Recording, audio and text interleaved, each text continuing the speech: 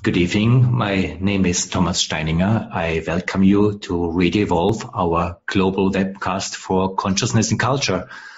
I'm very happy to have with me here in the broadcast Roger Walsh.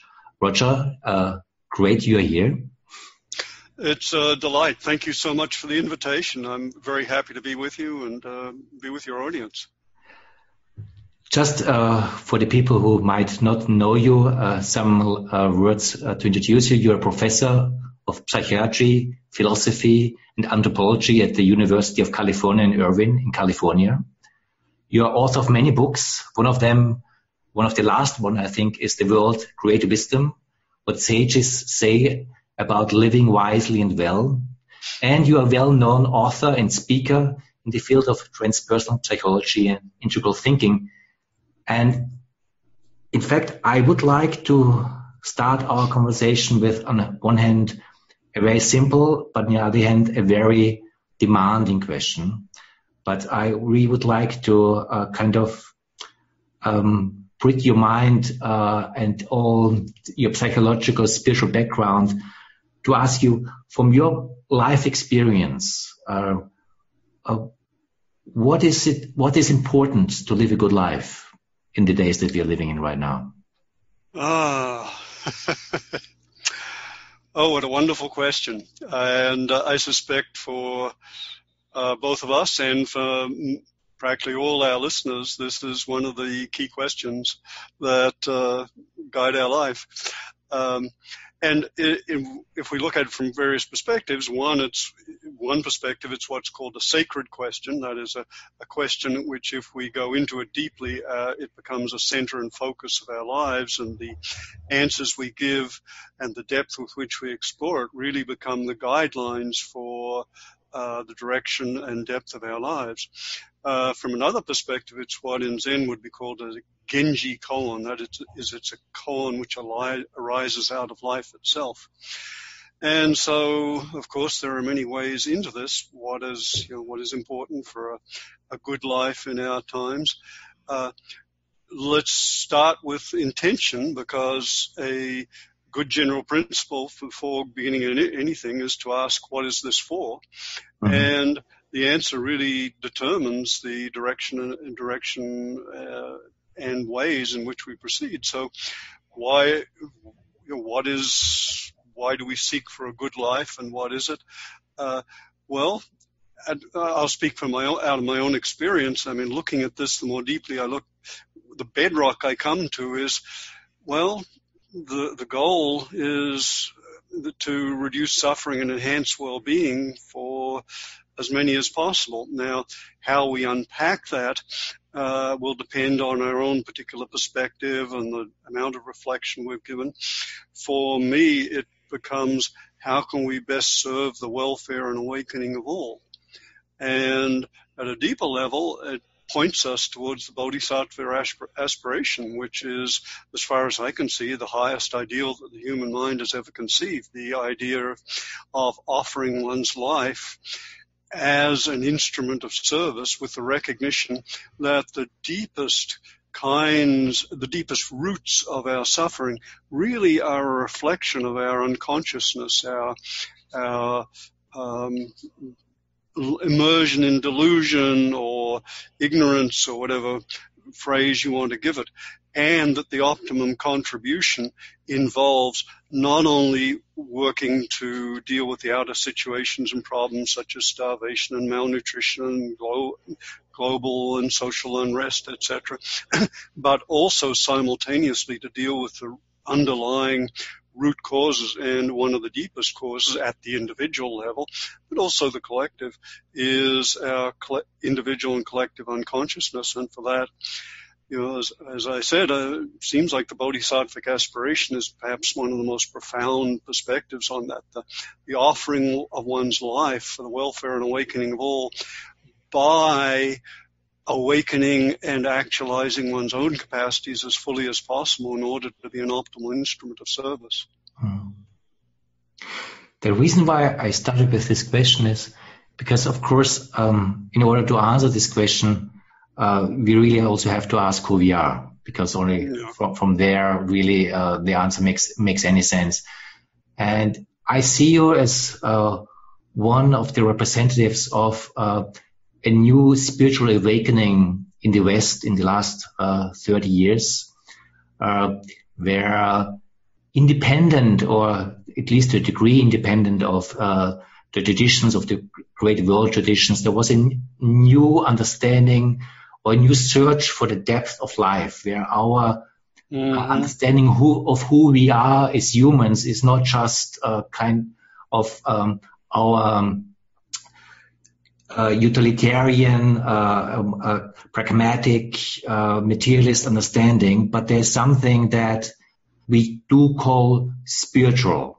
And you can say that there was a big spiritual movement in the last 30 years that is new. We are not really in the same way living in a secular age anymore as we used to be. There is more interest, or let's say more fresh interest in something like spiritual questions, more new interest.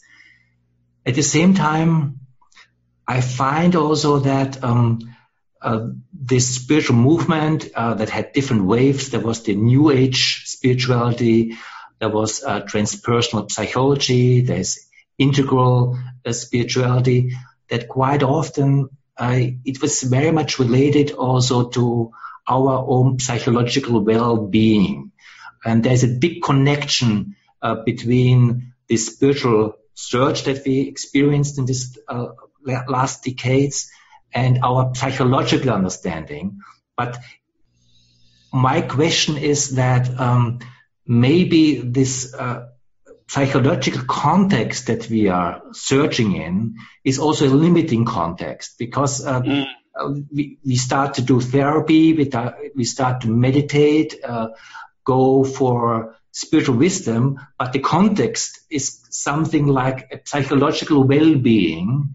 Maybe we are at a point, I mean, there's a lot to it. I don't want to say that this is a wrong thing to do, but maybe there is a limitation that we are more aware of right now than 30 years ago, and that a good life also has to kind of cross a border here and go beyond this psychological context of the spiritual search. Is this something that you, who also as from your own career comes very much from this psychological foundation, would agree with? Yes, I think you're pointing to something very important, that the perspective we bring to the search for a good life, to spiritual practice, usually both serves and limits. And any particular perspective has its in traditional Huayan Buddhism, they say that every perspective both reveals and conceals. And so the psychological perspective, which has been available to us over the last, say, 40, 50 years now, which has begun to acknowledge, not necessarily so much in the mainstream, but at least in fields like transpersonal psychology, integral psychology, begun to recognize things like states of consciousness and post-conventional development. Those have been doorways which have both legitimized and explained and encouraged both a psychological and spiritual growth. And at the same time, the deeper levels of spirituality involve a moving beyond concepts, a so-called transconceptual experience, direct experience, intuition, and also the psychological maps we have just aren't yet as adequate to the full array of spiritual experiences. So I think you're pointing to something very important. And also the psychological maps have not until quite recently appreciated the importance of, for example, contribution and service.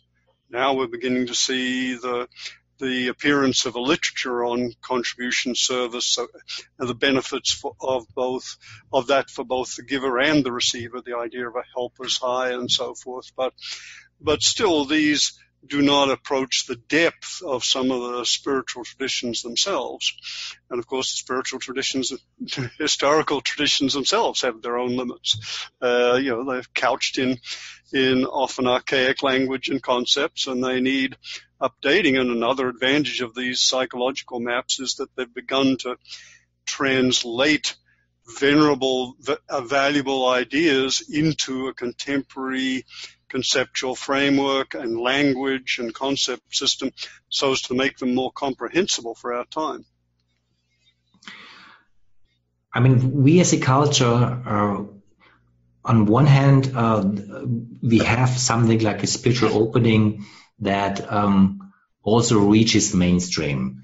If you talk about mindfulness, mindfulness was something that just 5 years ago was a fringe appearance somewhere, and if I'm not wrong, it at least was twice on a Times cover. It was definitely on a Spiegel cover in Germany. So Google is talking about mindfulness. So there's something where something that in its particular roots has a direct Buddhist meditation background. It's just kind of reframed also in a medical, psychological understanding of what meditation is about and understood as mindfulness.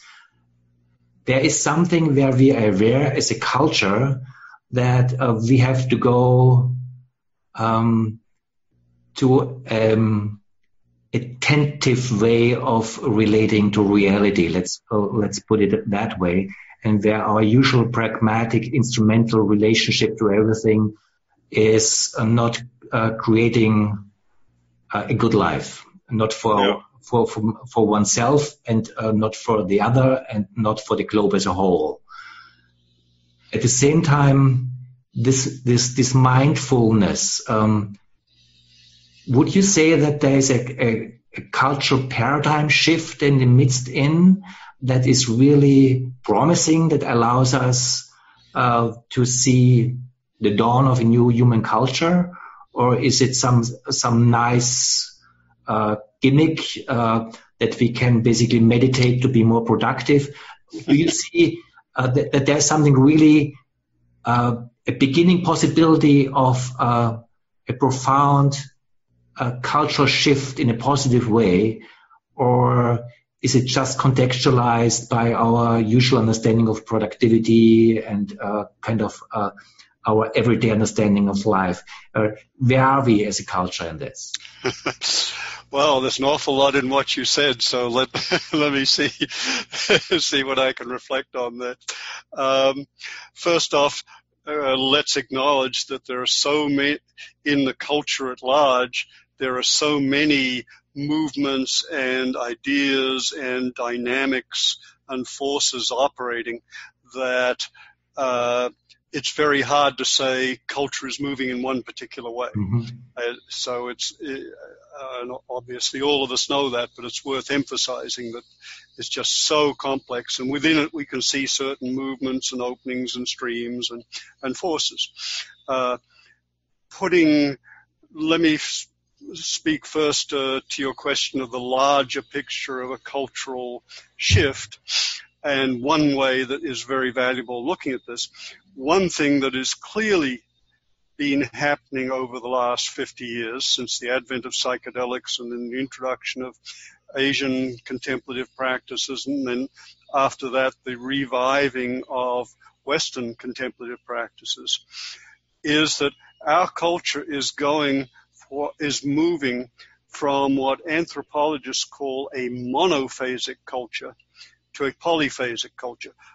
We are moving from a monophasic culture, a culture in which we emphasize and draw our understanding of the world and ourselves from only one state of consciousness, the usual waking state, and we are shifting towards a polyphasic culture, a culture which makes use of and values and draws its understanding from multiple states, from dreams, from reverie, from hypnosis, from meditation, from contemplation, etc. So that's a really important shift, which is not recognized almost at all. So something very important there is happening. I think we could all agree that we can see that beginning. We now have an understanding of altered states, both as some understanding anyway as a culture, and now even in mainstream psychology. So that's one big context. And if we look at particular practices such as mindfulness, we find again a two-edged process. We find the introduction of these very powerful, transformative, healing, maturing, clarifying, awakening practices, and we find them assimilated into the conventional worldview and used for conventional values. Mm-hmm. And there's a very important concept that comes out of Piaget, the great Swiss developmental psychologist. He drew a distinction between what can happen when we have a new experience. He said we can either assimilate it into our current understanding and worldview, and that's kind of a stagnation, or we can accommodate, that is, we can allow our belief system, our worldview to expand to include this new experience within a deeper and broader and larger framework. So if we look at that from a cultural perspective, we could say that a practice such as mindfulness is largely assimilated within the conventional worldview and its value system, such as, this will make us more productive, it'll increase the bottom line, it'll reduce our stress and anxiety and enable us to work harder. And the beauty of these practices is people get more from them than they expect because they are inherently transformative. So someone may, and I'm sure you know a lot of people who went in to reduce, for example, their blood pressure and found their life changed. So I look at it as kind of a Trojan horse that is sneaking into our culture, in some ways just being assimilated into the conventional worldview, but is also having a larger and more profound effects than a lot of people bargained for. First of all, I appreciate that you brought this warning also in, that one shouldn't too fast talk about the one development of culture where we're going, because there are many things going on at the same time. And it's maybe safer to talk about that there are cultural openings that are happening, that have a potential for the multiplicity of the culture that we're living in. And we're living in a multiplicity of culture in our Western world, and also our world is bigger than our Western world, and our global world is rapidly becoming one world in many ways, being connected and interacting with each other in all these different levels. So there's a lot going on at the same time. At the same time, there is a kind of a dominant culture that is of European American origin, that comes from a particular cosmology that was born in the 15th century European Enlightenment. It has a lot to do with individuation, with rationality, with a subject-object understanding of the world that created a lot of beautiful and powerful things, which we call modernity, democracy. Everything is based on that. At the same time, it seems that modern democratic, also capitalism, with all what it brought to the world, and I mean the good thing, because we really developed a lot of wealth in this, but there seems to be a lot of questions how this particular cosmology and understanding of who we are as human maybe creates more and more difficulties for us to live as a global civilization. My question, first, would you agree with that? And second, would you think that this kind of new spirituality that we kind of touched on, mindfulness being one of them, has answers for this and has something where it's worth looking deeper into to kind of transform, develop our understanding of who we are as humans and also who we are as a human culture? Yeah, beautiful questions. I love the way you you frame these big questions and challenges. So you gave us a picture of basically cultural evolution over the last few centuries and some of the challenges we're facing from that. And I think I would agree very much and put what you've said in kind of a cultural evolution framework. We could think of, for example, Hegel with his idea of that every stage has every cultural stage has built into it its own limitations, and that sooner or later we will run into those, and they will evoke a reaction and hopefully call forth a synthesis. So we could look at what's happening in a kind of Hegelian dialectical terms as, yes, with the Renaissance, with the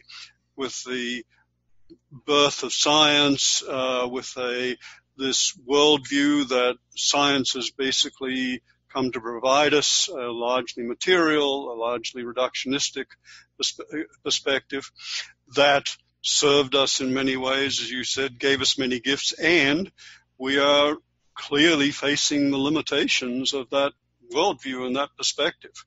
And clearly that kind of scientifically dominated understanding of the world and life is very useful for technology, and it's clearly not adequate for a fully satisfying human life. The idea that we are just the products of the random clashing of atoms without any meaning or larger purpose, etc., does not fit with the experience we have, particularly the more deeply we go into our experience. So I would agree with that. And the second question you then raised is, do these new forms of spirituality and these new practices, or some of these ancient practices brought to our culture and times, do they have some answers? And I think clearly they do. They don't.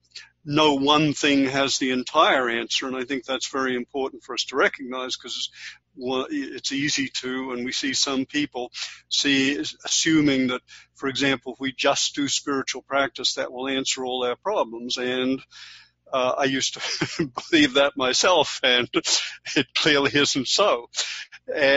Another thing that's really important, we probably should emphasize here, it's not just practices, but it's also how skillfully they are used and for what purpose. And you touched on this earlier. So do these new practices have something to add? Absolutely.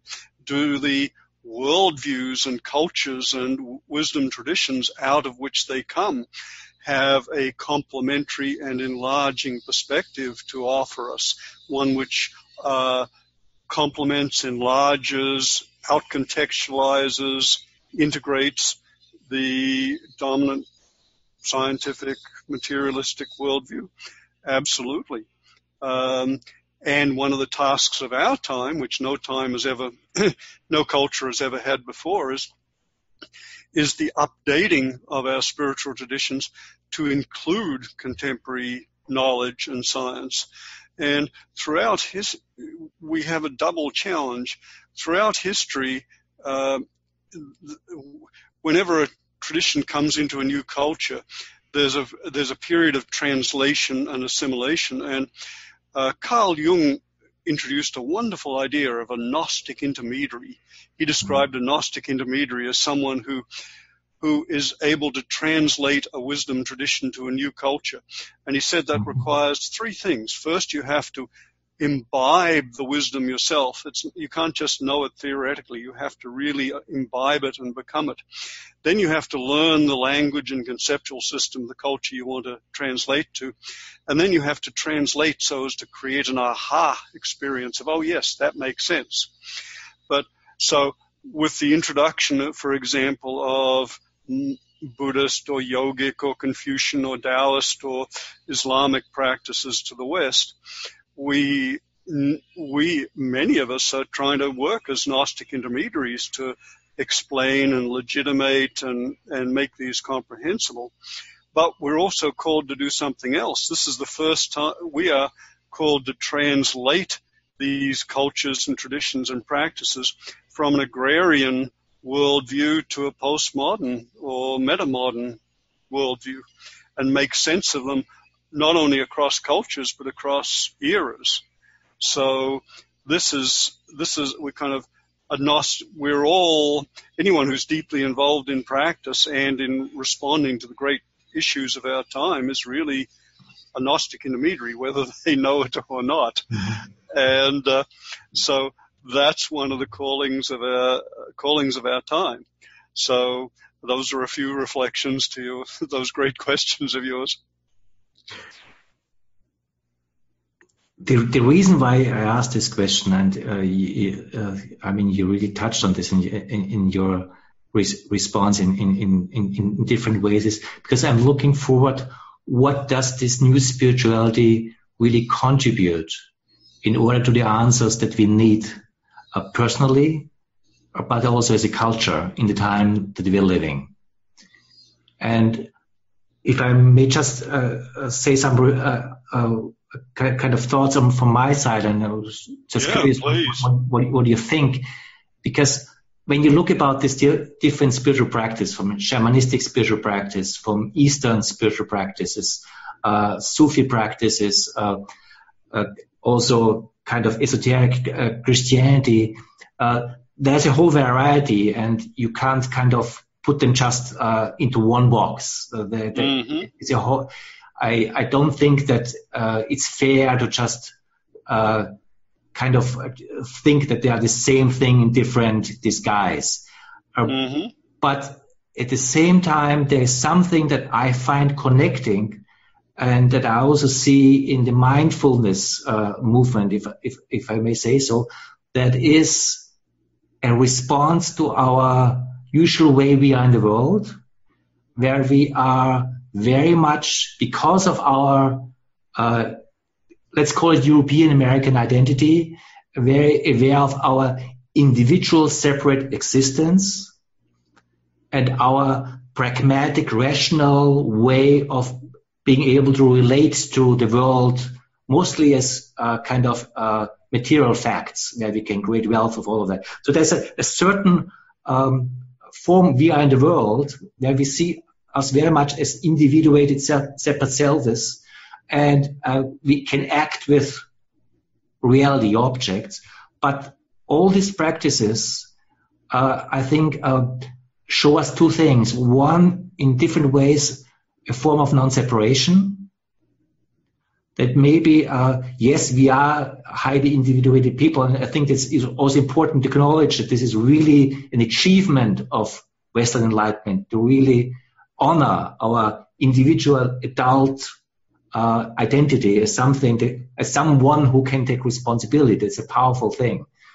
But that our sense of separation maybe also needs being softened by reality that there is a non-separation when we just pay attention that is much more real than we usually are aware of.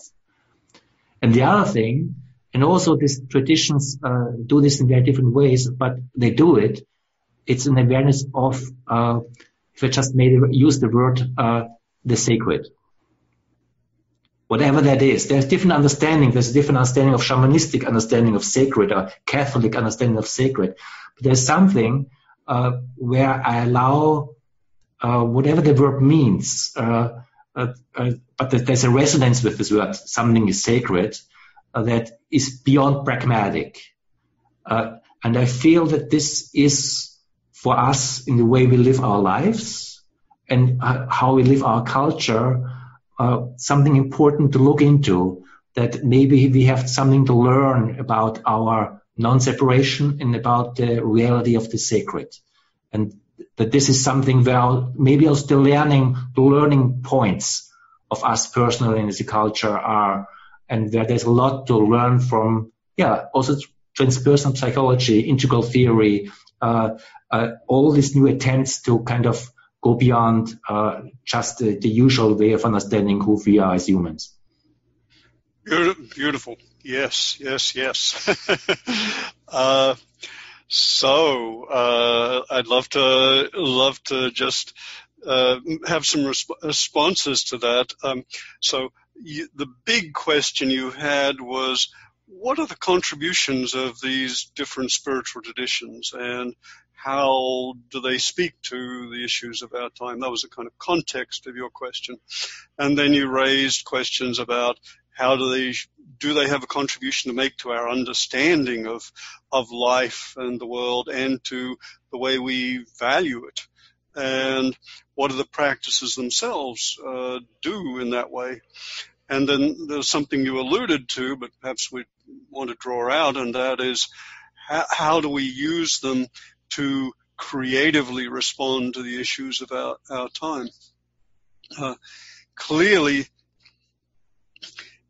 as you said, there are significant differences across traditions, and the old idea of just the transcendental unity of traditions, religions, that kind of perennialism, I think, no longer holds.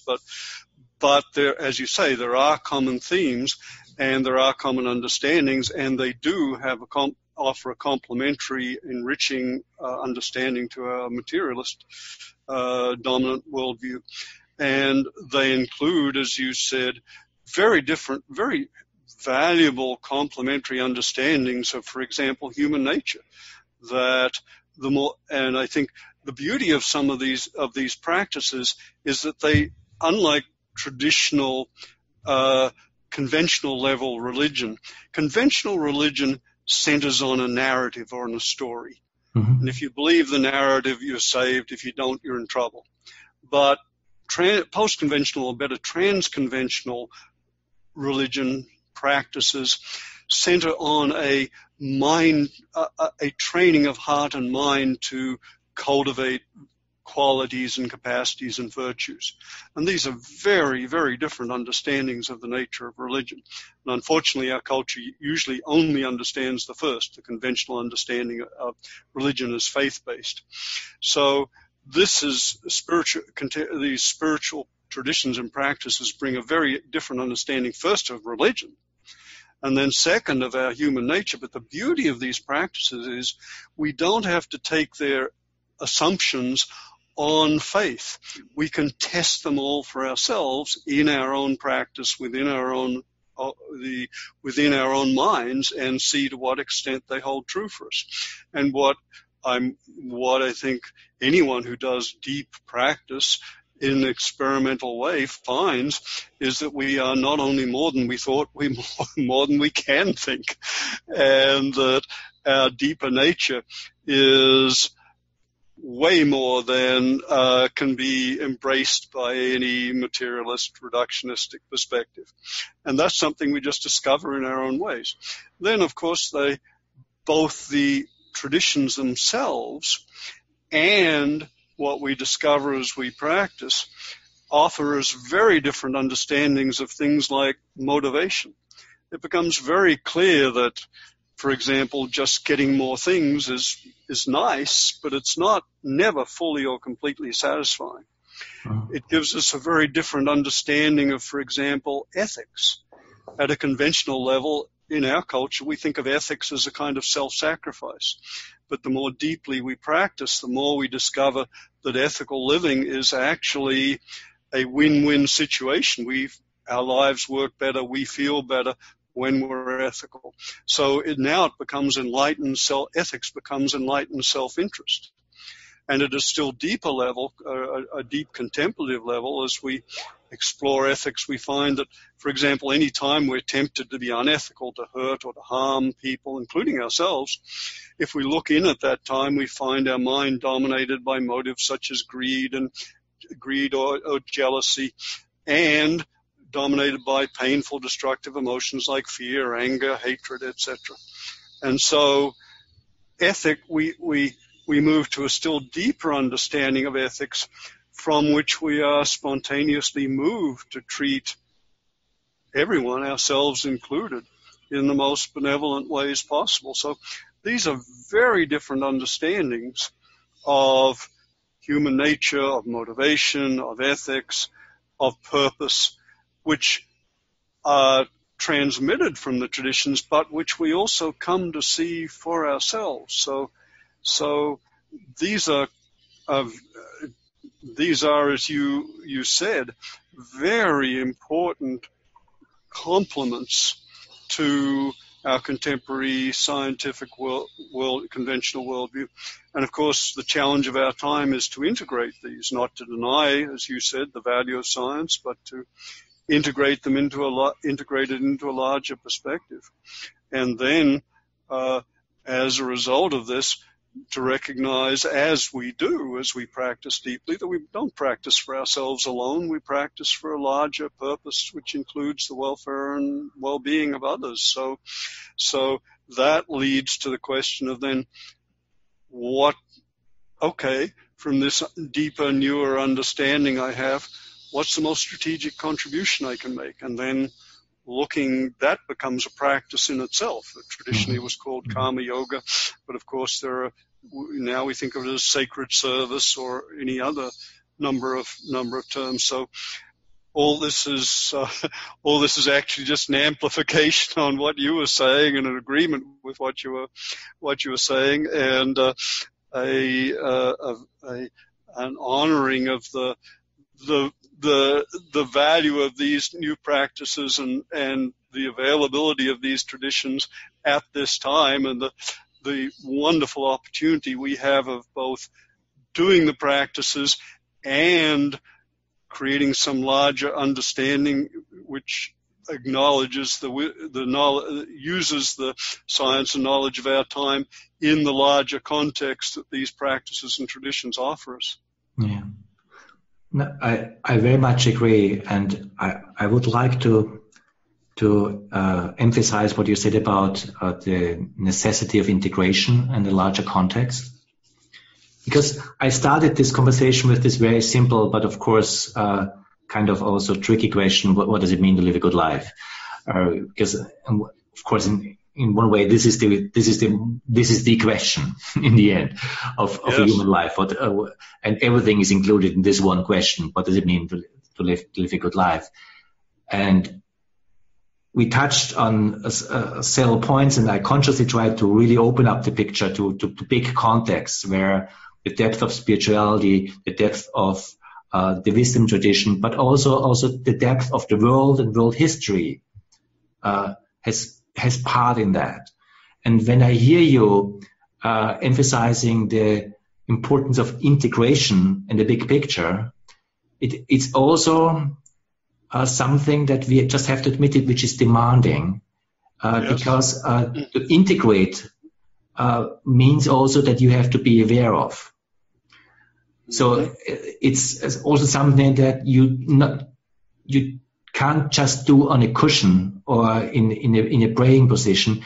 You have to be aware of many dimensions of reality, which is also history, psychology, a lot of things. And I don't mean that every single one of us has to be aware of everything, because that's kind of a daunting thing to do.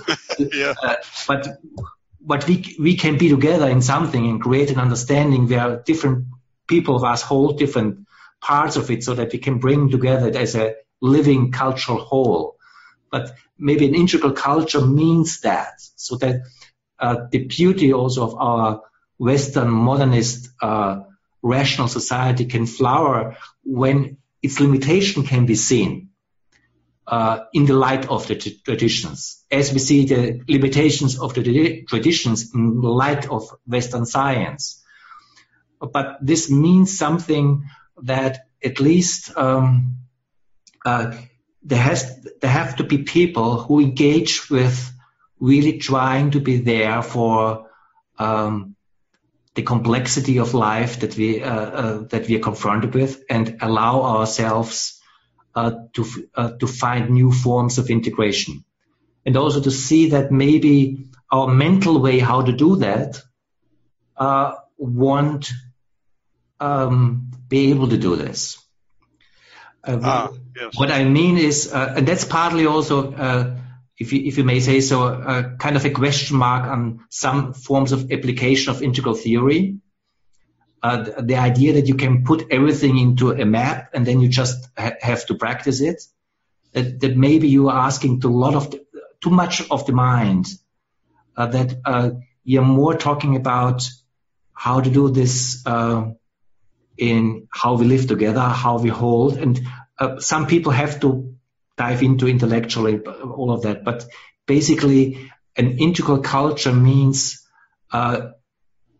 maybe a dialogical culture where all these different parts can speak to each other, where traditions with what they have to contribute speak to us as modern, scientifically educated humans, that we allow them to speak to us and see what speaks again. And at the same time, see that there are different cultures, if I may bring this also in, it's another level, different cultures out there that are not just European American. There are 1,000-year-old Indian culture, Chinese culture, African culture, and to allow that even these cultures speak to each other in order to find a way that some form of wholeness is forming as we talk. And this maybe sounds a little kind of vague, but in the other way, I think in this dialogical form of holding this together and allow it to be seen in non-separation is something that is a way where the different qualities of wisdom, science, different cultures are naturally kind of informing each other. And maybe that's much more what an integral culture can be about than having a map about everything. Well, Thomas, I have a very simple answer to that. Yes. Beautifully said. I would agree completely. And clearly, this is one of the great gifts and opportunities, and simultaneously one of the great challenges of our time, that we have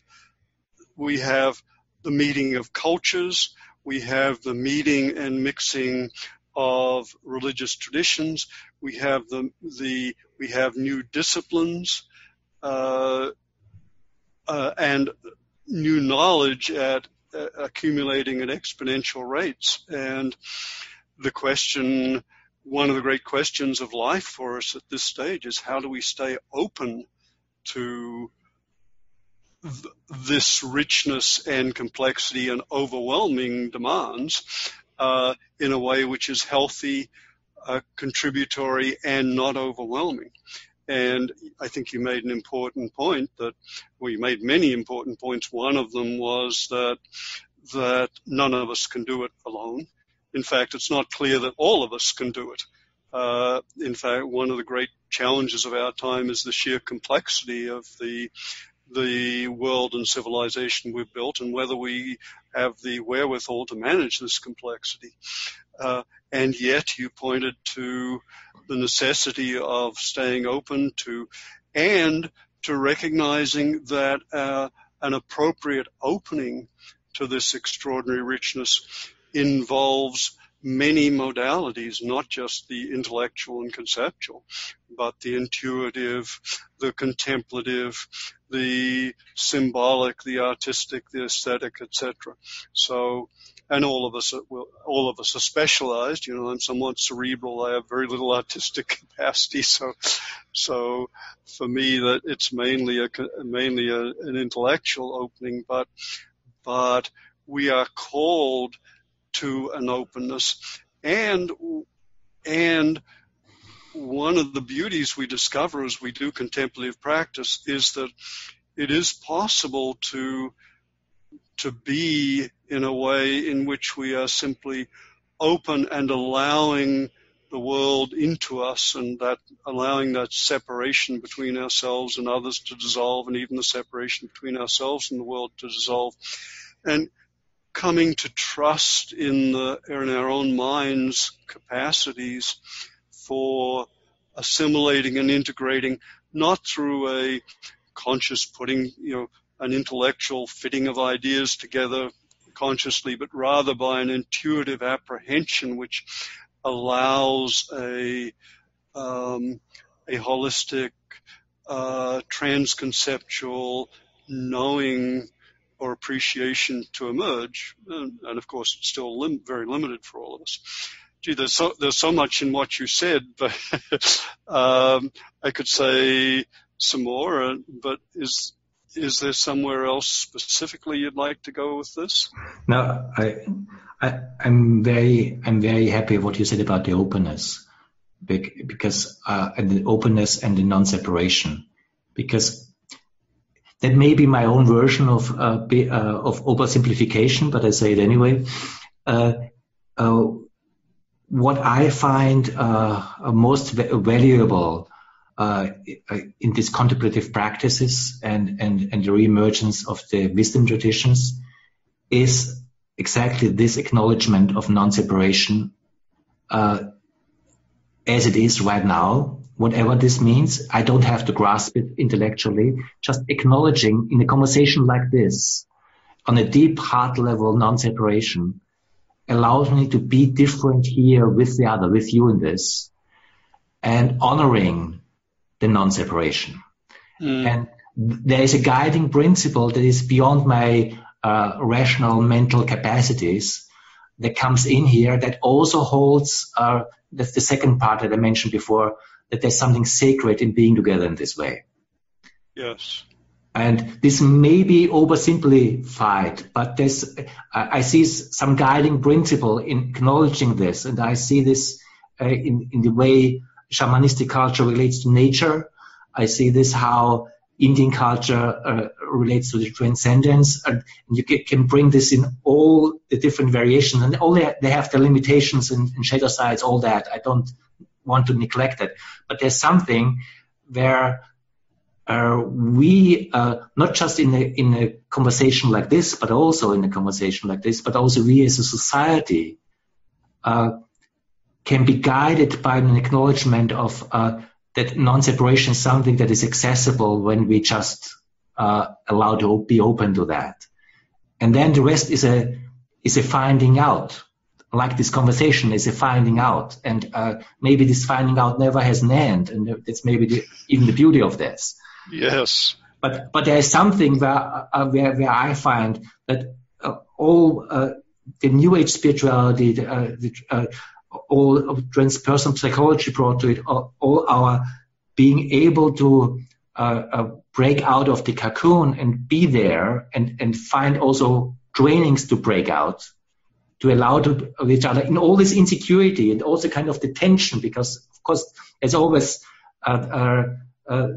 things don't fit necessarily together, and there's greater friction, but to have the soul strength to be together in this, I find is one of the big contribution of this new form of wisdom, searching wisdom, also in the cultural context that we are in right now, what we are seeing in American, European societies falling apart, to bring this in order for human creativity to flower. So there's a very concrete, and I admit oversimplified way to look at it, where I think that this spiritual search has a real contribution that's much more than just me feeling more happy, but it's something that's needed in our society to heal.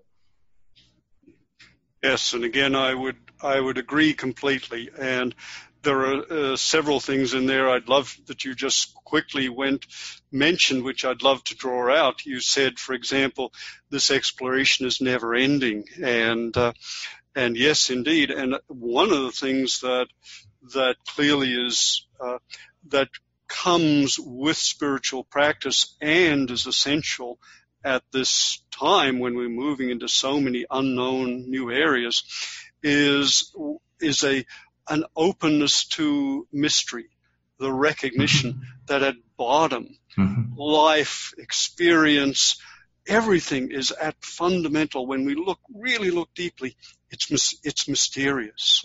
And my wife used to say, one of our challenges is to befriend the mystery, because usually we're very defended against recognizing mystery. It brings up insecurity, not knowing, and yet there's this recognition across traditions and cultures that that mystery is really crucial. For example, in the Eastern temples, the twin lions which guard the gates of the temples are sometimes said to represent confusion and paradox. And the person who would have wisdom must move through that not knowing.